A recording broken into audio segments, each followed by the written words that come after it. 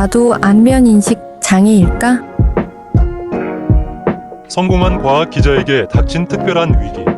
안면인식 장애를 가진 여기자이자 자전적 기억이 없는 회고록 작가, 입체를 보지 못하는 운전자이자 이미지를 상상할 수 없는 책벌레인 세이디 딘펠터의 특별한 경험을 뇌과학의 비밀을 통해 우리 내면의 특별함을 깨닫는다. 더 뉴요커 미국 잡지에 안면인식 장애의 글을 올린 신경과 전문의도 자신의 기억력 장애가 단순한 건망증 때문이라고 오랫동안 생각해왔지만 인생의 절반이 지나서야 자신이 신경학적 장애를 겪고 있음을 알게 됐다고 했다.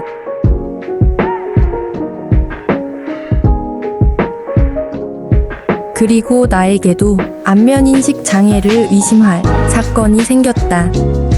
남편과 마트를 갔을 때다. 땅콩버터 한 병을 남편이 집어들었다. 얼마 전만 해도 내가 집에서 직접 만든 땅콩버터가 최고라고 하지 않았던가. 위선적인 남편 같으니라고. 언제부터 기성제품을 사기 시작한 거야? 나는 카트에서 땅콩버터를 집어들고는 마치 살인사건 재판의 증거물이라도 되는 양 흔들어 보이며 말했다. 그런데 남편은 평소 알던 표정이 아니었다. 뭐랄까?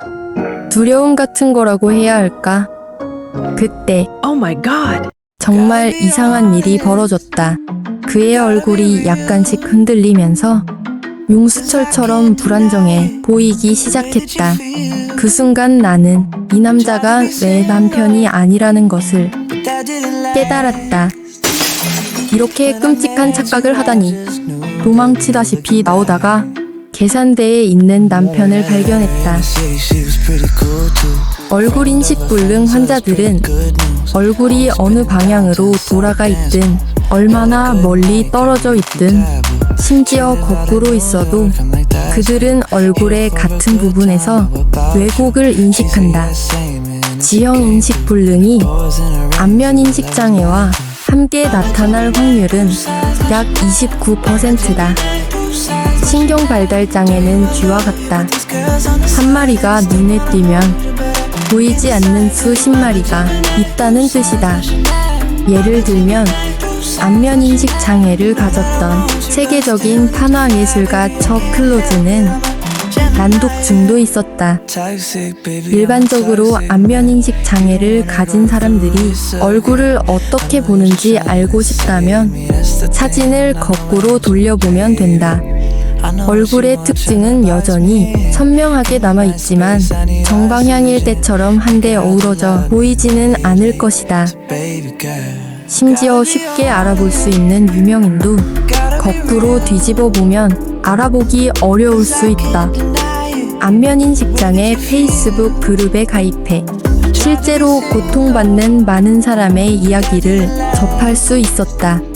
어떤 엄마는 학교에서 남의 아이를 집으로 데려올까봐 두려워했고, 또 어떤 엄마는 아이의 선생님을 알아보지 못하는 바람에 나쁜 부모 소문과 싸우고 있었다. 좋아하는 사람을 술집에서 마주쳤는데 알아보지 못해서 냉대를 받게 된 남자도 있었다.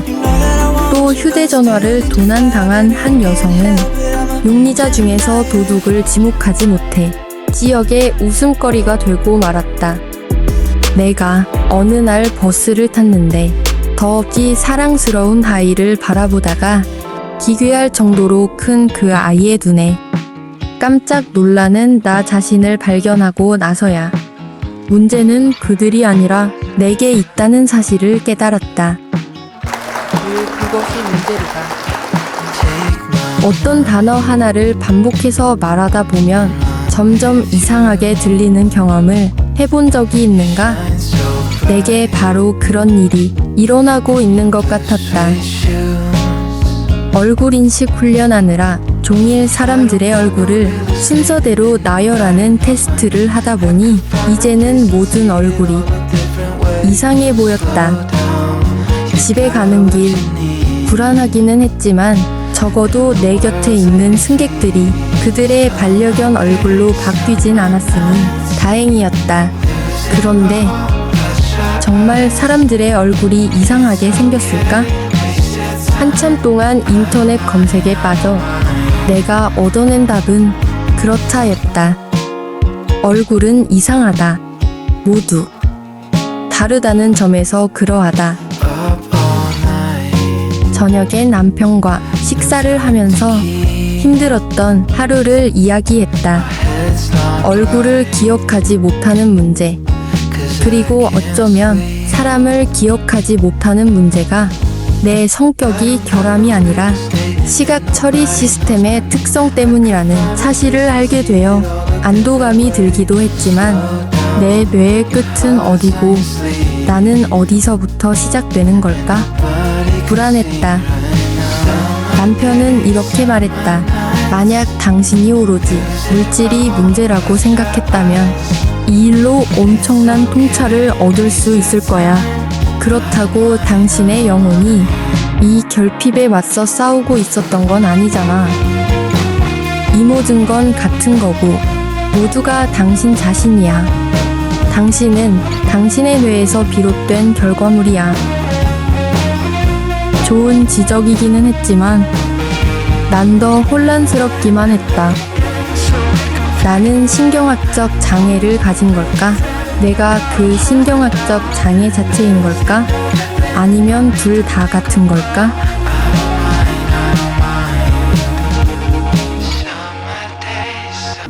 SDAM 다전기억 결핍증. 최근의 세부 내용은 잘 기억했지만 일주일 정도가 지나면 정보를 빠르게 잊기 시작한다. 학회가 진행되는 동안 이런 질문을 한 사람도 있었다. SDAM이 있는 사람이 전통적인 의미의 사랑을 하는 게 가능한가요? 뇌의 차이에 대한 결핍에만 초점을 맞춘 사람들의 구시대적인 관점을 여실히 보여주는 질문이다. 다르다는 것은 때때로 삶을 힘들게 한다. 하지만 사회에 적응할 수 있도록 신경다양인의 뇌를 바꾸려 하기보다는 신경다양인의 뇌를 수용하도록 사회를 바꿔야 하는 게 아닐까? 얼굴 인식 시스템이 작동하지 않는 원리는 무수히 많을 수 있고 완전히 다른 두 원인으로 같은 결함이 야기될 수도 있다. 맞아. 그것은 마치 우리가 원하는 대로만 작동되지 않는 삶의 원리에도 별만큼 무수히 많은 이유가 있고 시줄과 날줄처럼 완전히 다른 두 원인 인과 연으로 같은 인연의 조화가 생기는 것과 같아. 뇌는 복잡하고 세상도 마찬가지다.